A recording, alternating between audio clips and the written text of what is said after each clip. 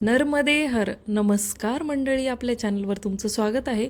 आजच्या ब्लॉगची सुरुवात लिफ्टमधून करत आहे, कारण हो नाही म्हणत म्हणत मी निघाले उत्तर वाहिनी नर्मदा परिक्रमा करायला. संध्याकाळी बरोबर 11 वाजता आम्ही त्या जागी पोहोचलो जिथून उत्तर वाहिनी नर्मदा परिक्रमा चालू केली जाते. दिवसा भरपूर ऊन असल्यामुळे आम्हाला संध्याकाळची वेळ कन्व्हिनियंट वाटली, त्यामुळे आम्ही संध्याकाळी परिक्रमा करायचं ठरवलं. सगळ्यात पहिल्यांदा ठाकूरजीच्या रणछोडदास मंदिरात पोहोचलो, जिथं दर्शन करून नर्मदा परिक्रमा चालू केली जाते.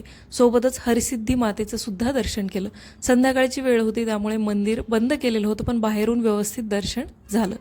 त्यानंतर जेवण करून आम्ही घरीहून निघालो होतो. थोडंसं काहीतरी थंड खायची इच्छा झाल्यामुळे सगळ्यांनी कुल्फ्या घेतल्या आणि बरोबर 11:15 वाजता आम्ही परिक्रमा चालायला सुरुवात केली. परिक्रमा मार्गात जेवढे मंदिरं येतील तिथले दर्शन घेत घेत आम्ही पुढे निघालो. चालत चालत बरोबर 1 तास झाल्यानंतर इथं या ठिकाणी सेवा चालू होती. तिथं थांबून चहा प्यायला, तिथं स्नॅक्स सुद्धा दिले जात होते. तिथं दर्शननी आणि त्याच्या मित्रांनी मस्त असे स्नॅक्स आले. त्यानंतर बरोबर 2 ते 2.5 तासांनी म्हणजे 1 ते 1:15च्या दरम्यान आम्ही मध्ये फ्रुटी प्यायचा एक ब्रेक घेतला, कारण मुलं खूप कंटिन्यू चालल्यामुळे थकत जात होते. त्यामुळे थोडं ब्रेक घेत घेत आम्ही चालत होतो 1-1.5 तासाला. आणखी थोडंसं पुढं आल्यानंतर इथे एक छान असा आश्रम होता. त्या आश्रमामध्ये मस्त असा हळद मीठ लावलेला चिवडा देत होतो. तिथं 5 मिनिटं बसलो, चिवडा खाल्ला आणि पुढे निघालो. मध्यंतरी गेल्यानंतर हा सीताराम आश्रम लागतो, जो भरपूर मोठा आहे. इथं वॉशरूमची वगैरे सोयसुद्धा केलेली आहे. इथं बरीच जण बराच वेळ थांबतात सुद्धा. इथं चहा आणि गाठिया सुद्धा दिला जातो. आम्ही सुद्धा एक 15 मिनिटाचा ब्रेक इथे घेतला. सोबतच यांचा मस्त असा गाठिया खाल्ला आणि पुढच्या प्रवासाला निघालो.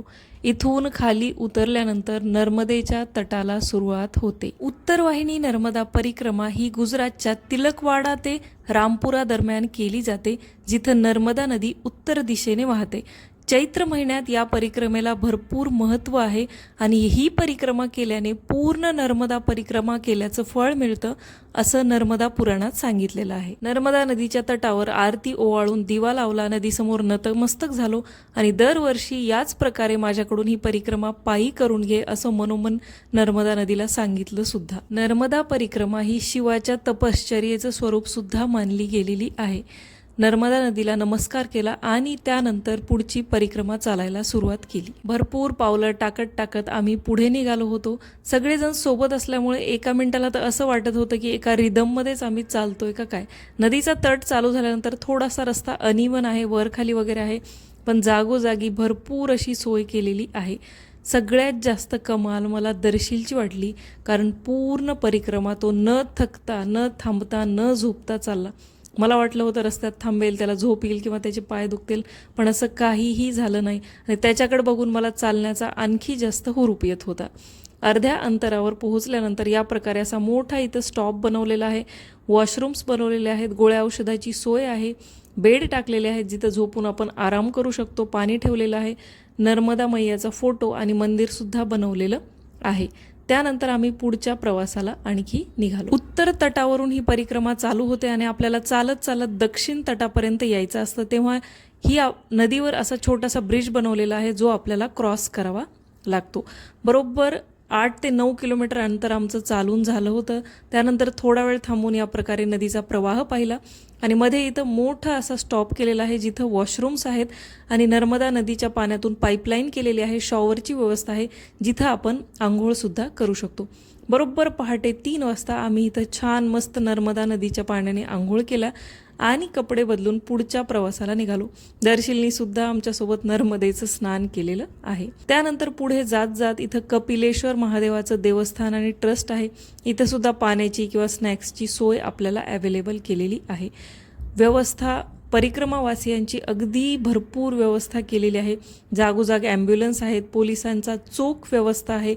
बऱ्याच ठिकाणी रस्त्यावर पोलिसांची गाडीसुद्धा फिरत आहे. लाईट्स व्यवस्थित लावलेले आहेत, त्यामुळे परिक्रमा तुम्ही रात्री करा किंवा दिवसा करा, काहीही फरक पडत नाही. इथं पहाटेचे 4 ते 4:30 वाजले होते. थोडासा दर्शीलला आता थकवा जाणवत होता, पण तरीही तो आमच्या सगळ्यांच्या पुढे निघून चालायचं म्हणत होता. खरंच मुलांचं कौतुक करावं तेवढं कमी असतं. कुठलीही गोष्ट आपण जर त्यांना व्यवस्थित समजून सांगितली ना, तर ते त्याच गोष्टीतून आपल्याला शिकवतात असं मला तरी वाटतं. चालत चालत पायदमत चालले होते आणि शेवटी 5 वाजता आम्हाला नर्मदा नदीचा दक्षिणी तट दिसला, जिथं आमची परिक्रमा थांबणार होती. नंदी घाट दिसल्यानंतर तर पाय बिलकुल उचलत नव्हते, पण तसंच चालत होतो. इथं नंदी घाट असं नाव दिलेलं आहे या तटाला आणि इथं भरपूर अशा महादेवाच्या पिंडीसुद्धा आहेत. बरेच जण इथं थोडा वेळ आराम करतात, फोटो वगैरे काढतात. आम्ही बरोबर 5:15 वाजता इथं पोहोचलो होतो. इथे नावेचं तिकीट मिळतं, ते तिकीट घेऊन आपल्याला दक्षिण तटावरून परत उत्तर तटावर जायचं होतं.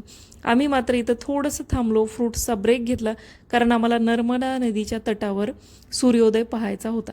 सगळं अंधारात परिक्रमा केल्यासारखं वाटेल, त्यामुळं आम्ही अर्धा तासाचा ब्रेक घेतला आणि मस्त जेव्हा 6 वाजता सूर्योदयाला सुरुवात झाली तेव्हा आम्ही नावेमध्ये बसायचं ठरवलं.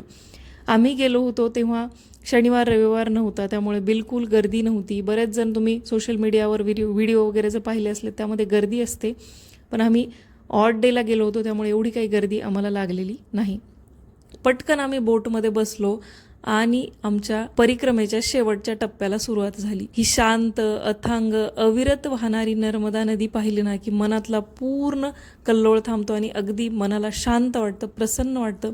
एवढं चालून थकलो होतो, पण जेव्हा नदी पाहिली ना तेव्हा सगळा थकवा दूर झाल्यासारखं वाटत होता. 18 ते 20 किलोमीटरचं हे नर्मदा परिक्रमेचं चालण्याचं अंतर आहे. घरी येऊन निघताना असं वाटत होतं की आपल्याच्यानं चालणं होईल का नाही, रोज आपल्याला एवढं चालायची सवय नाही. पण जेव्हा परिक्रमा करायला सुरुवात झाली ना, आपोआप हे मी कधी चालले हे सुद्धा लक्षात आलं नाही ना, आपोआप नर्मदा मातेनं माझ्याकडून ती परिक्रमा पूर्णसुद्धा करून घेतली.